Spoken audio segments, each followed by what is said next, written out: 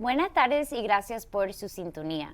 Hoy tenemos con nosotros a la abogada y experta en casos de inmigración. Tenemos con nosotros a Isadora Velázquez y ella nos va a poner al día en lo que está pasando hoy con las leyes de inmigración y con deportations. Pero antes de empezar el segmento de hoy, como siempre, le damos las gracias al equipo de producción de WLRN en español, empezando con el superdirector Al Chacoy, muchas gracias. Gracias también a Justin, Hans, Daniela y John para hacer esta programación en español posible.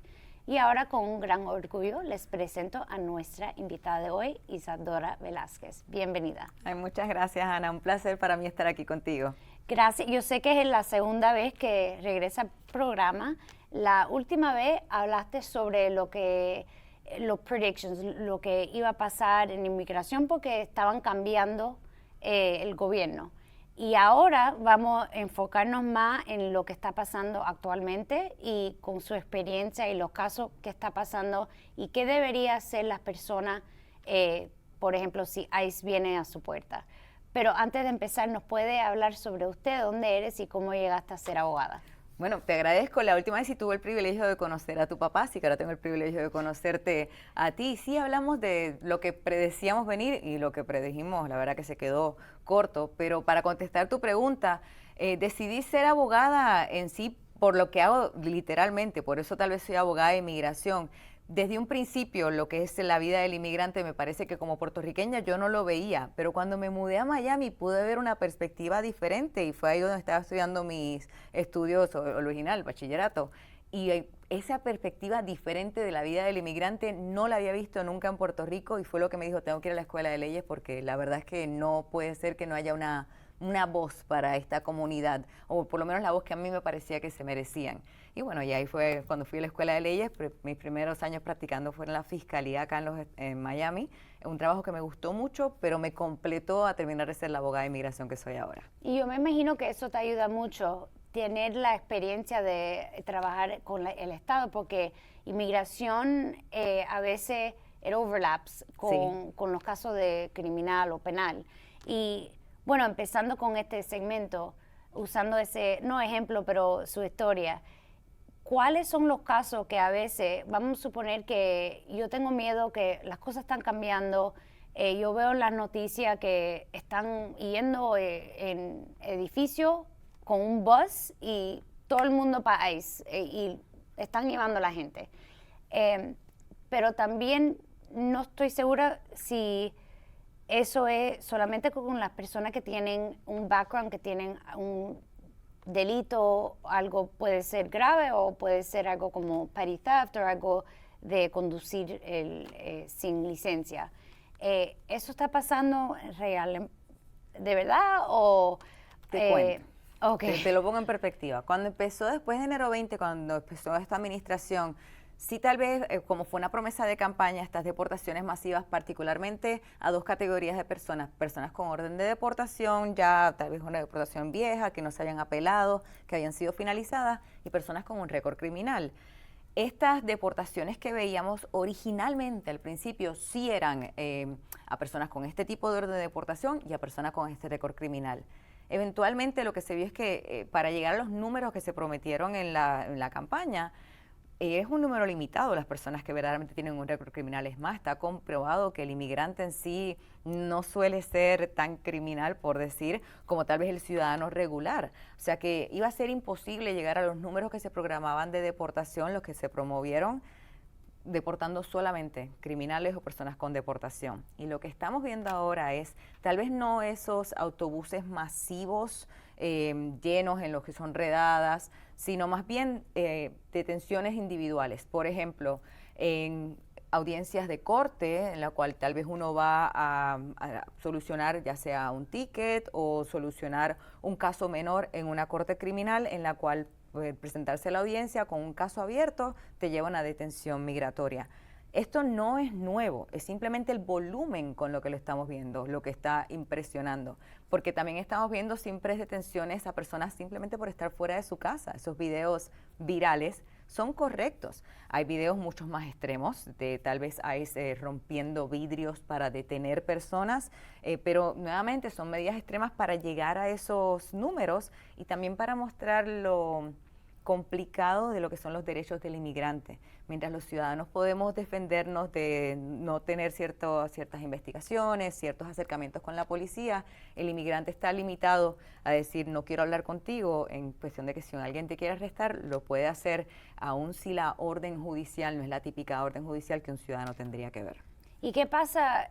Usando ese ejemplo, vamos a suponer que yo estoy en un edificio, yo veo un bus y tengo miedo, oh my God, van a venir a mi casa, van a tocar. Yo tengo que contestar si ellos me tocan en la puerta. Buen punto. La realidad es que ahora nuestras intervenciones que estamos viendo en estos momentos, después de los primeros 100 días de la administración, ya no son en autobuses, son más individuales, así que suelen ser oficiales uno a uno. Pero a tu pregunta específica, cuando es en la puerta, es decir, a tu propiedad privada, el inmigrante sigue manteniendo los derechos que tenemos todos en nuestra propiedad privada. Para un oficial entrar a nuestra casa, y esto también aplica a nuestro lugar de empleo, así que es bueno que nuestro jefe lo sepa, para entrar a nuestra casa tienen que tener una orden judicial que le permita dicha entrada. Típicamente es una orden de arresto para uno específicamente, no puede ser una orden de arresto para otra persona, porque suele pasar, a veces nos equivocamos, vamos con una orden de arresto para otra persona, o una orden de arresto firmada por alguien equivocado, es decir, firmada por un otro oficial de inmigración, porque la orden de arresto, un detalle importante, tiene que estar firmada por un juez.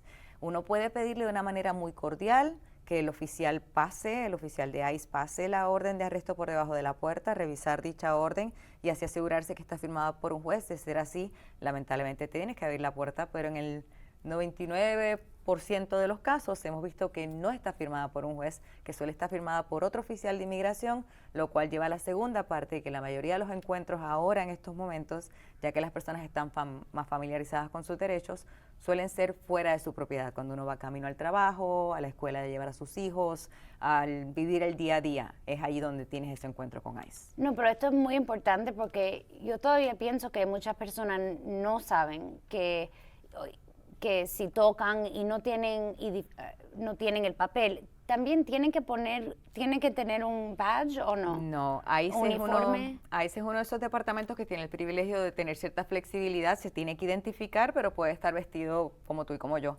No tiene que identificarse como la policía, no tiene esa responsabilidad que tiene la policía debido al departamento que es. Pero sí tienen que tener ese documento firmado por un juez. Sí tienen que tener ese departamento para entrar a tu propiedad, a detenerte, igual que para entrar a tu trabajo, a buscarte y detenerte. Para estar afuera, técnicamente en el mundo real, también tienen que tener el documento para detenerte, pero nuevamente vamos a los derechos limitados del inmigrante. Mientras que una persona, un ciudadano americano, cuando es arrestado, tiene la obligación de escuchar los derechos de Miranda. El inmigrante no, el inmigrante simplemente tiene que mencionarle: usted es Ana Fernández, aquí tengo su orden de arresto, usted está arrestada por ICE. Y técnicamente eso es suficiente para concluir el arresto con propósito migratorio por lo limitado de los derechos. Hay que recordar que estar aquí sin estatus es una infracción civil, por ende es un trámite administrativo, aunque sea extrema la consecuencia, es un trámite administrativo el detener a alguien, y esto puede ser hasta personas que están aquí legalmente. Por ejemplo, hay otro video viral para corroborar que es correcto. Estas revocaciones de visas de estudiantes que estamos viendo han llevado a muchas personas a estar de momento con estatus legal a no estarlo, o estar en proceso de tener que defender su estatus, a ser arrestados.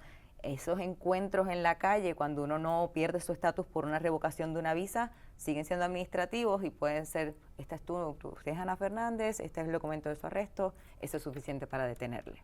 Sí, eso es un gran problema. Si una persona tiene, por ejemplo, es un estudiante, lo arrestaron por un delito y tiene un caso pendiente en la corte penal, y ahora lo quieren deportar, pero si no van a la audiencia, eso lo va a afectar negativamente si no se aparecen. Sí. So es como un catch-22, porque ellos quieren cumplir.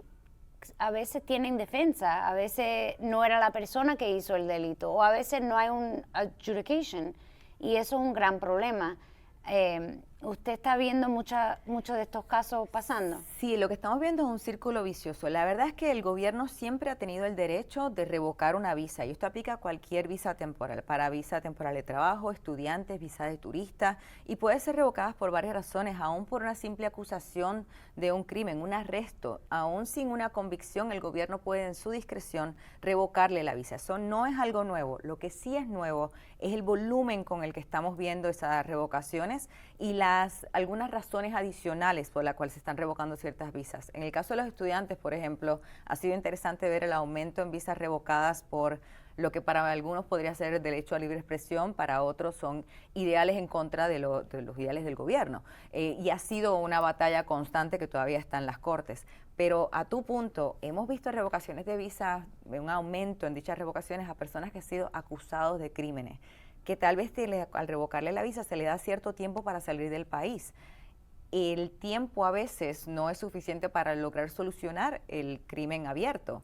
Y esto lleva al círculo vicioso de la preocupación de quedarse más tiempo para solucionar lo ocurrido o ir a la audiencia con el miedo de posiblemente ser detenido, ya que estamos viendo ese patrón. Es algo un poco complicado, lo cual ha sido bastante difícil debido a que lo que llaman en inglés el reinstate, una visa, también queda a la discreción del gobierno y una vez te la revocan puede ser más difícil aún. ¿Y qué pasa si vamos a suponer que tengo una orden de deportación, pero a la misma vez también tengo un caso pendiente en la Corte Penal? Yo me quedo porque yo no quiero dejar ese caso, yo sé que yo no lo hice y yo quiero defenderme, yo tengo ese derecho. Yo me parezco en la corte, ¿es posible que me pueden detener y deportarme? Cuando tuve el privilegio de hacer el programa con tu papá, recuerdo que una de las cosas que enfatizábamos era, que sigue siendo constante, era toda persona que tenga una orden de deportación que no se rindiera, sino que buscara una manera de reabrir su caso y eliminar dicha orden. Este sería el mejor ejemplo de alguien que urgentemente tiene que buscar cómo reabrir su caso, porque al tratar de solucionar su caso criminal y hacer lo correcto, al presentarse a la corte lo va a exponer a una detención y al mismo tiempo el no presentarse a la corte lo puede exponer a que lo vayan a buscar a su casa, a ser detenido de una manera más extrema. Por ende, estos son los casos en los que es lamentable el arresto, pero para solucionarlo uno tiene con más razón aún buscar cómo reabrir su caso. Lo ideal sería a toda persona que ya tenga una orden de deportación y lo sabe, no evitar el miedo, lo cual obviamente se entiende, sino el buscar cómo reabrir su caso, eliminar la orden, y aunque esto te exponga a volver a tener que tu caso en la corte, es mejor pelear tu caso a tener que estar peleando con el miedo a una posible detención. Porque sí es posible que pueden ir a la corte cuando se aparezca y se pueden llevar. Sí, lo estamos viendo, lamentablemente es algo que no quiero decir que es común, pero sí está ocurriendo con mayor aumento de lo que veíamos antes. Y hay algunos cambios que son nuevos ahora, porque yo sé que muchas de estas cosas eran la ley, pero no estaban implementadas o no en el volumen. Ahora es como lo están haciendo día a día. ¿Hay cosas que son nuevas o que han cambiado? Lo dijiste perfectamente, en sí los cambios no son tantos en la ley, es la administración siendo muy inteligente en aumentar lo que ya tiene disponible. Por lo menos los cambios más grandes que se han otorgado ha sido a políticas que tenía la administración anterior, eliminarlas. Cosas como el paro humanitario, que era un programa para países específicos, Cuba, Nicaragua, Venezuela y Haití, el cortarlo de una manera rápida al estar peleando ese caso en la corte. Esas son las políticas nuevas de esta administración, pero es simplemente eliminar los beneficios que la administración anterior otorgó. Pero lo que es el día a día para el inmigrante en sí es utilizar las herramientas que ya tenía a su disposición el Departamento de Homeland Security en un volumen mucho más alto. Un detalle nuevo es que desde diciembre el Departamento de Homeland Security le otorgó a los estados la posibilidad de trabajar juntos. Anteriormente, si la policía quería detener a alguien con propósito federal, propósito migratorio, para preguntarle su estatus, la policía local no podía hacerlo porque no era la función de la policía local. Ahora, debido a esta sección del Departamento de Homeland Security, técnicamente vemos muchos estados, policías locales dentro de nuestras propias municipalidades siendo entrenados para trabajar con ICE debido a este acuerdo entre el gobierno federal y el gobierno estatal que expande lo que la policía local puede preguntarnos y lo que puede hacer. Sí, porque eso ahora está, por ejemplo, tenemos el estado y tenemos los casos de federal. Y si están utilizando la policía, están como abriendo la jurisdicción Sí. y para hacer el trabajo de ICE. Lo interesante aquí es que todavía tienen que tener una razón. Por ejemplo, FHP fue el primer departamento el que el gobernador designó de que este departamento podía trabajar directamente con ICE, porque el gobernador tiene autoridad sobre este departamento policial.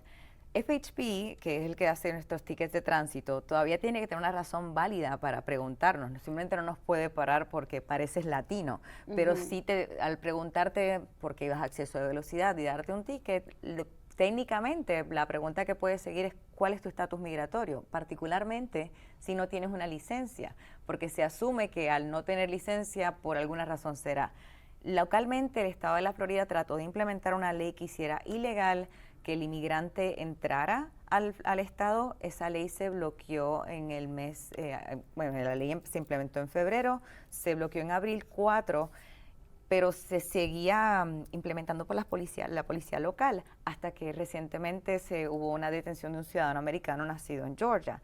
Así que la policía, el Attorney General de la Florida volvió a reiterar la orden judicial frenando esta ley local de la Florida, que sí técnicamente hacía un crimen la entrada de inmigrantes ilegales al estado, pero es la única ley local que tiene que ver exactamente con lo que es inmigración aquí en la Florida. Sí, porque cuando los policías te paran, una de las primeras preguntas es, ¿sabes cuánto el speed ¿Sabes por qué te paré? ¿Sabes por qué te paré? Y también deja ver su licencia. Exactamente. Y si una persona no tiene una licencia, eso abre la puerta que ellos normalmente pueden preguntar, ¿por qué no?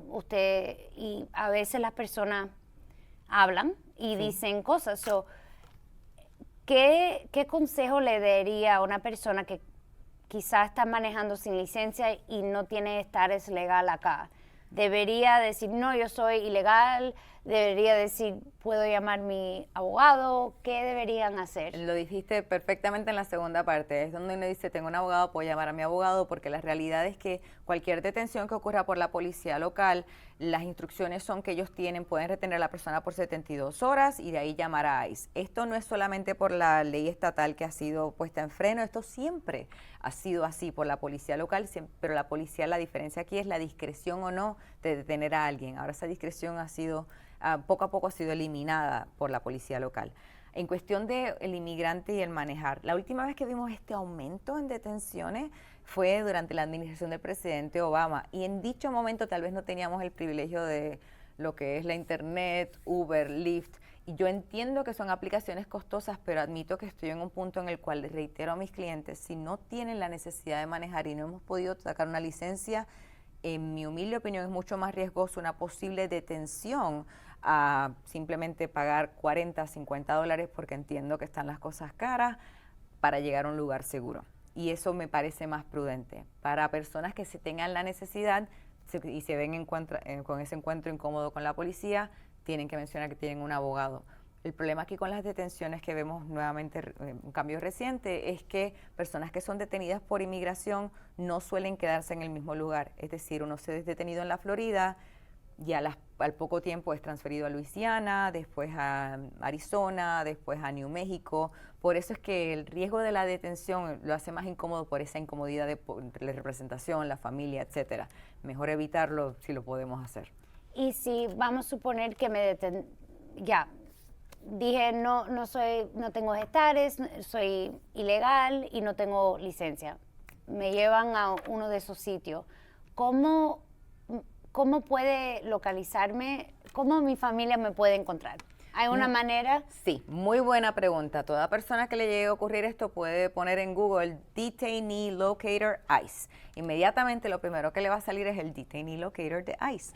Y en ese link puede poner el nombre de la persona, su fecha de nacimiento y el lugar de origen, y le va a salir en dónde está la persona. Es muy importante, por lo menos recomiendo, que tomen acción lo antes posible, que apunten, por ejemplo, si ahí ven lo que llamamos el número de aliens, es el número de identificación donde van a poder llamar al centro de detención. Si no aparece el número, pueden llamar al centro de detención y preguntar cuál es el número de alien de esta persona, mencionar su parentesco, yo soy su hermana, su prima, su mejor amiga, quien sea, pero tomar acción lo antes posible para tratar de sacar a la persona. Personas que lleven en los Estados Unidos más de 2 años, aun si no tienen estatus, pueden aplicar una fianza. Personas que lleven menos de 2 años pueden ser sujetos a una deportación inmediata. Por ende, es la necesidad de actuar pronto, de poder hacer un freno a cualquier deportación, de tomar acción antes de que, Dios no quiera, sea transferido a otro lugar o llegase a pasar algo de las noticias que vemos todos los días cambiantes. Sí, ¿y cómo vamos a ver dónde llevan a las personas? Porque te voy a decir cómo nos enteramos los abogados. Nos enteramos el otro día cuando nos llama nuestro cliente y me dice, estoy acá. O si eres como yo, que se me hizo cada 5 segundos a ver dónde está mi cliente. Yo por lo menos trato de visitar, y sé que muchos de mis colegas lo hacemos, tratamos de visitar a nuestros clientes locales de manera regular. A veces pasa que es cuando vamos a visitar a nuestro cliente que ahí nos enteramos. O sea, que eso muestra lo cambiante y la necesidad de actuar rápidamente para aplicar una fianza y sacar a la persona rápido. Y si me arrestan acá, en Miami-Dade County, ¿es posible que mañana voy a estar en Polk County o en otro sitio? Es posible que mañana estés en Luisiana. Lo bueno... ¿En otro estado? Sí, que estés en New México, que estés en Arizona. Lo que te toca no es que hay donde hay espacio, estructura. Donde hay espacio. Porque por lo menos, nuevamente, Miami ha sido muy notorio, el centro de detención de Cron, por su falta de espacio. Hay muchas demandas en estos momentos pendientes, muchas acusaciones por la falta de espacio. Ha obligado a transferir personas básicamente por todos los Estados Unidos. Lo bueno es que uno puede aplicar a fianza, no importa dónde esté. Lo ideal es que si uno está aquí localmente, poder aplicar aquí localmente para que pueda ir, por ejemplo, su familia, su audiencia de la fianza, para que pueda ver a su abogado. Hay ciertos detalles de una audiencia local que son impactantes y serían ideales si lo podemos hacer. Y hay manera de prepararse para 100%, eso. 100%. ¿Y cuál era el website? O ¿cómo es que puedo localizar el Detainee Locator ICE. En cualquier orden, puede localizador, detenido, ICE. Con que sea en inglés o en español, localizar, detenido, ICE, ese tipo de palabras le va a dar, el primer hit va a ser la página de ICE, del gobierno, va a terminar con GOV, que le va a dar acceso a usted a poner o el número de alien de la persona para conseguirlo o la información de su fecha de nacimiento, su país de origen y así conseguir dónde está localizada.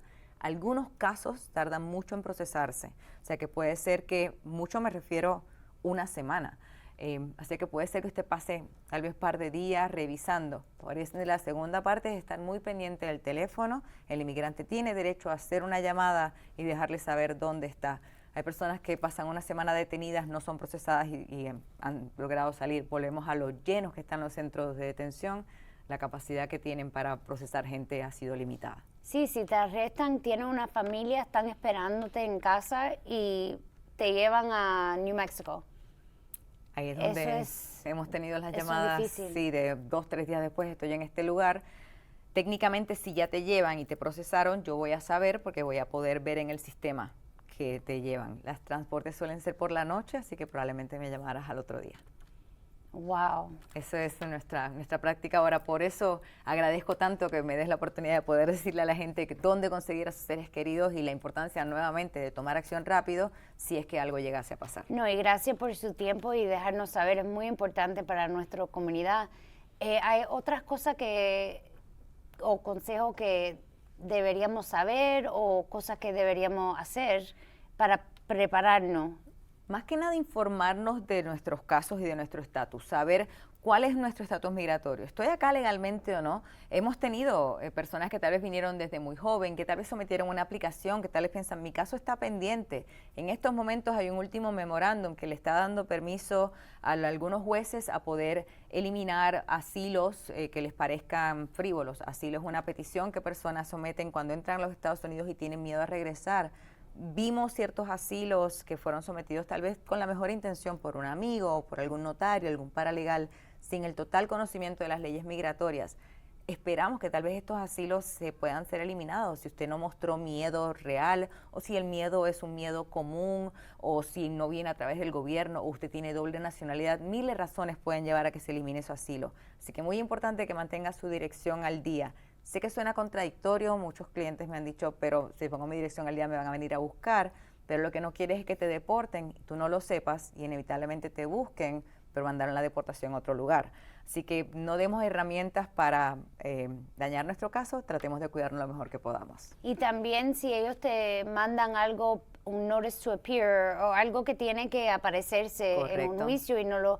Porque eso es otra cosa, si no te aparezca en una audiencia, cualquier audiencia, puede ser uno en la Corte Penal, puede ser en la Corte de Inmigración, eso es horrible. Ellos te pueden negar una petición, te pueden deportar. Es así.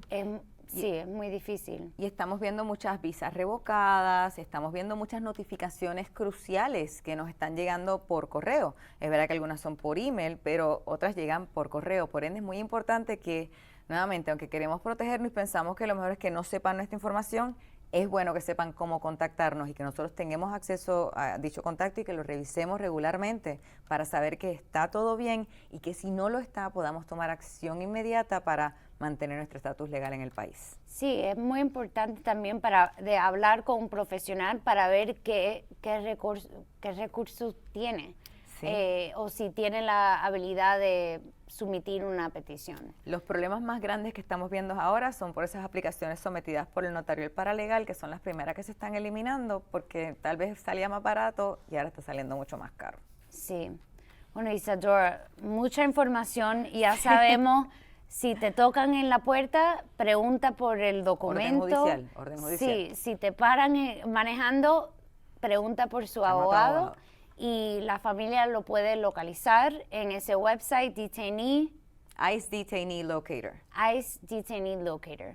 Muchísimas gracias por su tiempo. Si usted tiene algunas últimas palabras para nuestros televidentes. Todos los días estamos viendo noticias diferentes, así que es bueno mantenerse informado, pero no agobiado. La información debería ser una herramienta para usted sentirse empoderado, no para sentirse que está todo en su contra. Así que si se siente agobiado, apague la televisión, relájese y cuando esté listo, míralo otra vez para tener más información. Bueno, muchísimas gracias por su tiempo y a ustedes hasta la próxima semana.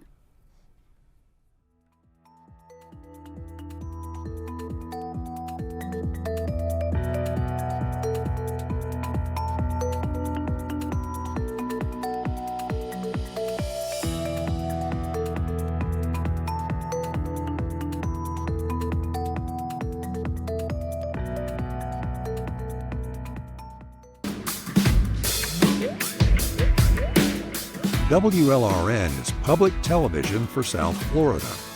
Our mission is to educate, enlighten, inspire, but most of all, entertain.